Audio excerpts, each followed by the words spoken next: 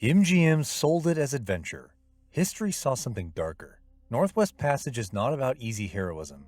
It is about the moment bravery stops looking like glory and starts looking like hunger, obedience, exhaustion, and the life you had to leave behind. Spencer Tracy does not lead these men into glory. He leads them into the part of courage nobody puts on the poster. The timing of Northwest Passage matters. The film reached theaters in February 1940. World War II had already begun in Europe, but the United States had not yet entered the war. So American audiences walked into what looked like a historical adventure and found something strangely close to the moment they were living through.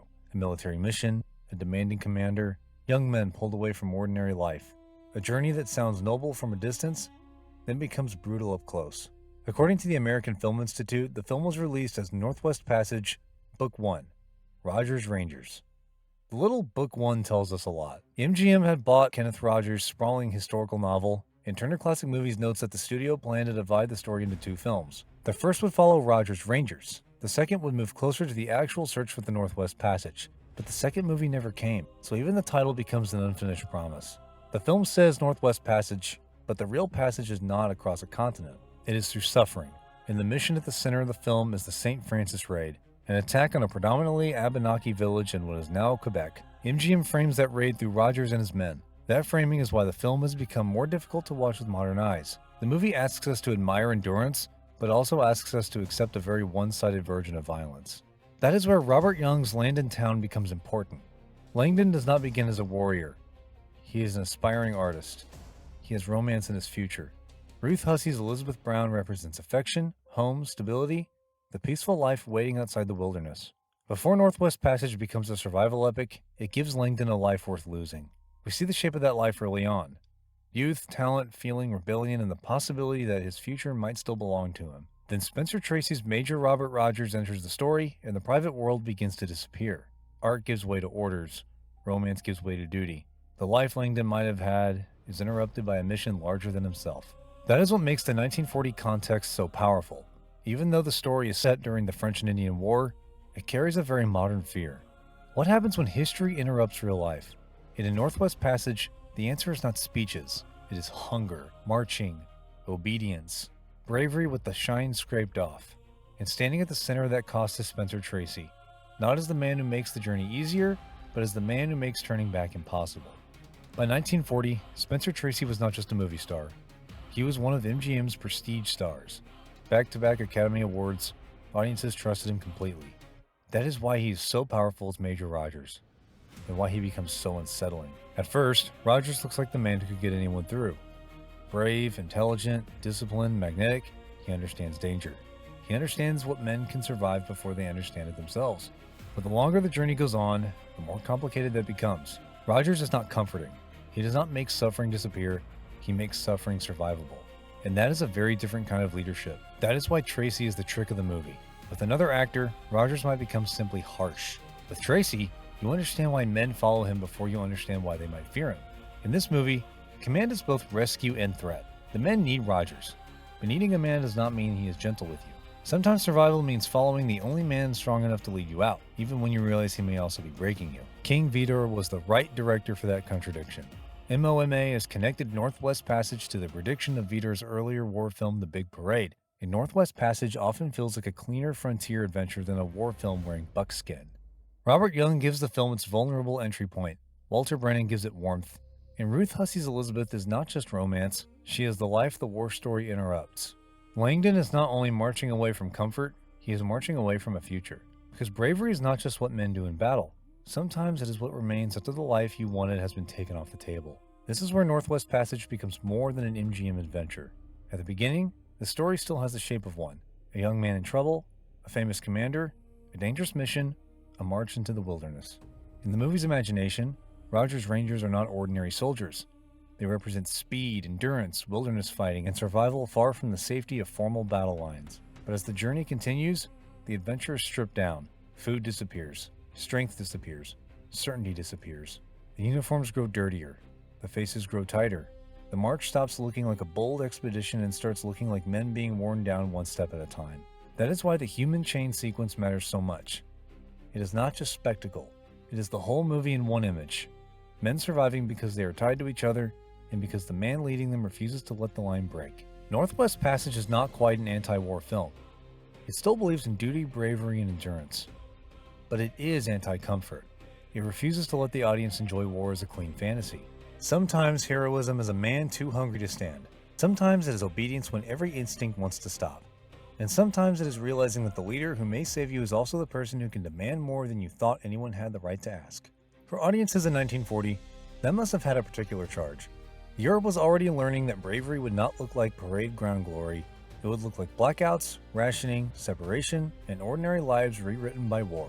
Northwest Passage does not mention that war, but it understands the emotional shape of it. And maybe that is why the unfinished Book 2 matters so much. The title promises a destination, but the movie becomes obsessed with the cost of getting anywhere at all. The Northwest Passage itself feels like less a place on a map and more like a dream history uses to pull men past their limits. That is also why the film is complicated today. Its craftsmanship is remarkable, the scale, the color of the performances, the physical realism, but the film asks us to feel the Rangers' suffering very deeply, while giving far less humanity to the Abenaki people on the other side of the story. That imbalance is not a side issue. It is part of why the film feels so powerful as a craft and so uneasy as history. To watch Northwest Passage honestly is to hold both realities at once, the beauty of the filmmaking and the limits of the story it chose to tell. Northwest Passage is a major piece of old Hollywood era craft, and it carries the blind spots of its era. That tension makes it worth discussing, because classic films often give us beauty and discomfort in the same frame, and in Northwest Passage, MGM made that frame glow. The behind-the-scenes story fits the movie almost too perfectly. MGM was making a film about endurance, and the production itself became an endurance test. American cinematographer described MGM's Idaho location operation in extraordinary detail. This was not a tiny crew walking into the woods. The studio built a working base with cabins, dormitories, wardrobe and makeup areas, equipment spaces, food service, power, and communication back to Hollywood. MGM did not simply go into the wilderness. MGM packed up Hollywood and dragged it into the trees. And MGM did not just find the locations. It built monuments. American cinematographer reported that the Crown Point set alone used 110,000 board feet of lumber and arose like a fortress into the Idaho wilderness. Even before Spencer Tracy's Rangers suffered on screen, the production had to fight weather, location work, heavy equipment, and difficult conditions. And Technicolor made everything harder. Museum of Modern Art notes the challenge of hauling heavy 3-strip Technicolor equipment into the wilderness. But that difficulty is part of what makes the film memorable. MGM used one of Hollywood's most glamorous tools to show men being worn down. The beauty is not separate from the suffering. It makes the suffering visible. Even the costumes serve the central idea. American cinematographer notes that the Rangers' clothing was prepared in stages of deterioration so the uniforms could become more damaged as the journey continued. MGM did not just tell us the men were being destroyed by the march, they dressed them for the destruction. Clean clothes become worn clothes. Worn clothes become torn clothes. By the end, the costumes themselves seem to carry the cost of the mission. AFI also notes that the famous human chain sequence began at Payette Lake, but had to be completed on MGM's backlot tank because conditions became too dangerous. That is classic Hollywood in one image. Real location danger, studio illusion, and seamless craft working together. The result was impressive enough to earn Northwest Passage an Academy Award nomination for Best Cinematography, Color, for Signe Wagger and William V. Schall. It did not win. But the nomination confirms what the film itself makes obvious. This was one of MGM's great visual undertakings, and yet the larger dream remained unfinished. MGM had planned Book 2. The title promised a destination, but the second journey never reached the screen. That final irony matters. Northwest Passage is a movie about reaching something beyond the horizon, but the film itself never reaches the destination in its own title. Rogers keeps moving forward the dream promised by that title, but Langdon does not simply follow him into legend. He has seen what the road costs. And that quiet separation matters because Northwest Passage is not only asking whether men can survive the wilderness, it is asking what kind of life is left after survival, and whether the man who comes home can ever be the same man who left. Instead of the triumph of arrival, the film leaves us with something more haunting, the cost of the march. So what is Northwest Passage in the end? It is not just a Spencer Tracy adventure, it is not just a frontier epic, and it is not really the story promised by its own title. The movie never fully reaches the Northwest Passage, but maybe that is the point. The real passage is the one these men make through fear, hunger, obedience, and loss. The passage from imagining bravery as glory to discovering it at cost. That is why the film still matters. Not because it is simple, it is not. Not because it is aged perfectly, it has not.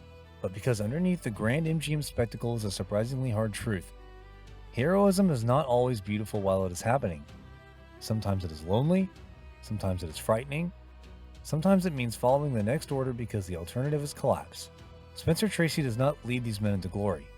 He leads them into the part of courage nobody puts on the poster. And MGM, with all its Technicolor power, made that art impossible to ignore. So tell me, does Northwest Passage deserve a bigger place in Spencer Tracy's career? Or is it too difficult and too dated to stand beside his better-known classics? Drop it in the comments. And if you love it when old Hollywood glamour collides with real history, subscribe to Flashback Rewind and tell me which classic adventure film we should revisit next.